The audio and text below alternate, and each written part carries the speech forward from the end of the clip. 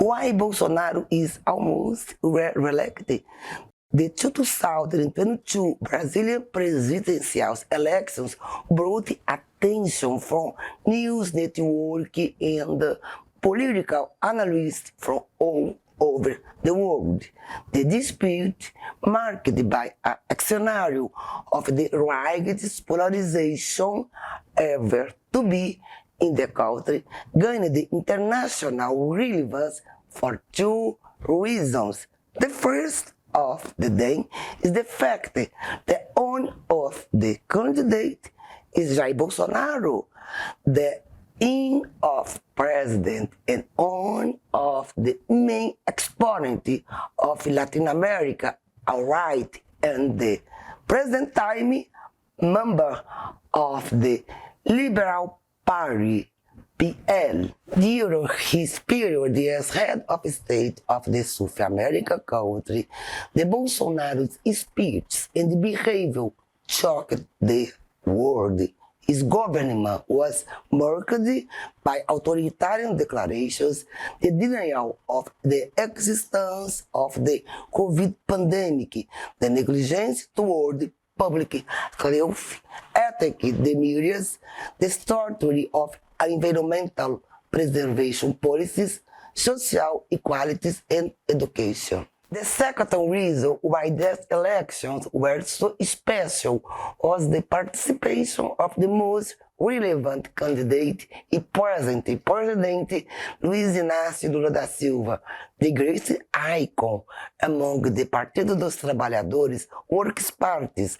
Lula had already been in charge of the Republic president from 2003 to 2010, besides being the main source of political capital of his successor, Dilma Rousseff, who also from PT. Prohibited of running for office in 2018 and imprisoned at a controversial judgment for corruption that posteriorly considered irregular, Lula was back on the presidential run. Thus, there is happening an extremely rare event on international politics when an in-office president runs against an ex-president. From this last fact, we begin to explain why Bolsonaro was almost re-elected. On this occasion, the explanation of the retrospective vote gets featured.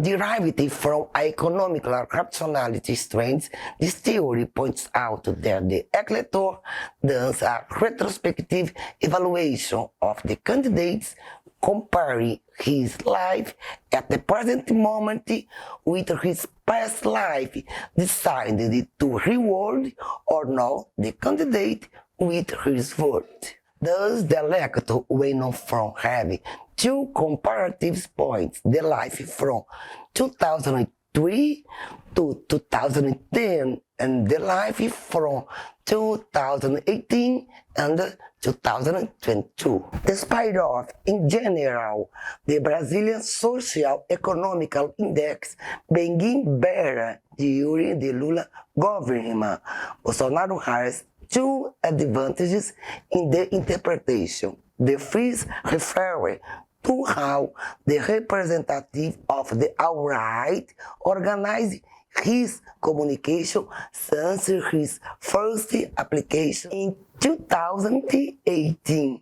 Mobilized on social media overall on WhatsApp and on Telegram, the Bolsonaro supporters were provided daily with news that praised the government achievement, right its failure, and destroyed the morale of his opponents. Brazil on the Bolsonaro's imaginary was different from the Brazil of the national index and international, and was found on a period of development at a rate never seen before. The second reason was the status of incumbency with the control of the state machine. It is possible to inject budget in public policies and on government's official communication, improving the impression concerning the present conduction. As you could observe, the federal government evaluation improved along 2022, above and during the period of the official campaign. Thus, there is a rise of disposition of voting for the PA candidate because it is rise the perception of the execution of a good government. Worth reminding that even the production of this documentary complaints accumulated concerning the improper use of the budget and public organs during the Bolsonaro campaigns. This strategy, however, did not work the same way for the whole country. On the present map, the colors represent the percentage of voters in each candidate. Region in red registered more voters for Lula, as long as blue points mark the concentration of voters for Bolsonaro. How is it possible to observe the highest concentration of the red region is located in the northeast and the northwest of the country? These states have historically a less social economic level when compared with those from the central and southern region of the country, and had most of its development stimulated during the redistributive policies of the Lula government between 2003 and 2010. The Northwest Brazilian did not forget during the 2022 presidential campaign the role that the PT had in the improvement of their lives during the beginning of the millennium, and raised Lula for his role in the past with their votes in the urn. In other rich regions of the country, in which the dismantling of the national public policies had lesser effect, there is a rise of the vote for Jair Bolsonaro.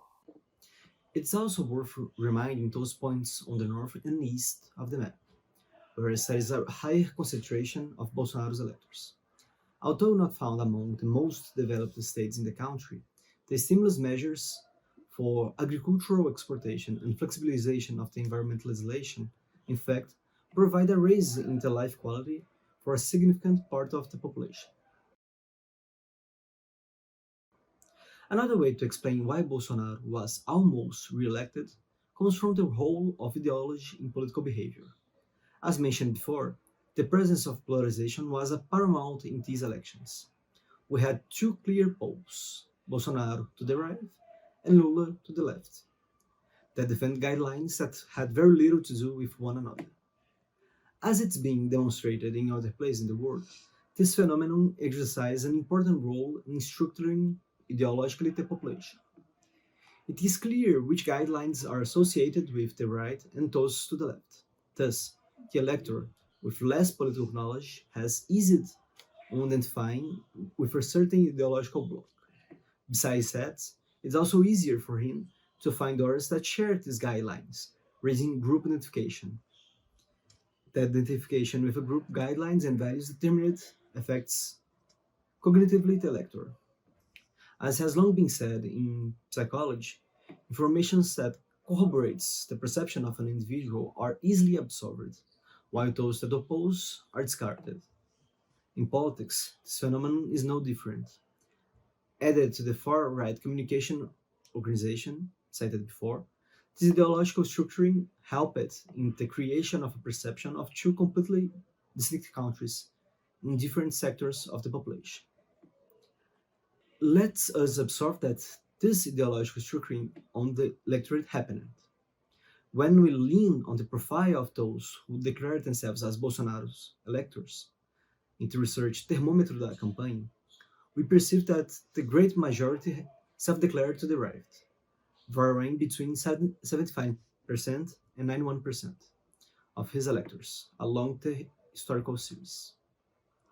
Among those who declared their votes for Lula, that cannot be observed, because along the campaign, the PT candidate's image was painted as a representative of Brazilian democracy, attracting possible electors from all the ideological spectrum in defense of the constitution.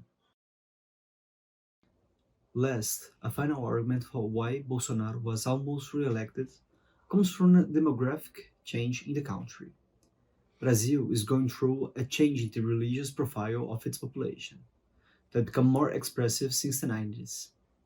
With a decrease of the Catholics and the rise in the Protestant population, the projections point out that from 2030, Brazil will become a mainly Protestant country. That factor influences politics because Brazilian Protestants have a different organization compared to Catholics, more for the purpose to participate in institutional politics. This is because a significant part of these religious affiliations joined to the Teologia do Domínio, rule theology, an interpretation of the Bible that leads to search for a Christian nation, ruled by principles and values driven by religion. The theology of dominion is established as an action strategy to be followed by religious leadership in favor of expand the domains of the Protestant faith, established from a literal interpretation of the biblical eschatology. Religion seeks, through evangelization, to conquer more souls to Jesus during the wait for the end of times. Faith against the satanic spiritual force on behalf of the edification of a true Jesus Christ nation is the condition that the world must active for the return of Jesus Christ. As plan of action to the success of these missions of enchantment of the world was created the 7 months of society. This strategy segments society in 7 pillars in each, where they as conquered lead to the success of the domains mission and the universal conversations of the one faithful day, being namely 1.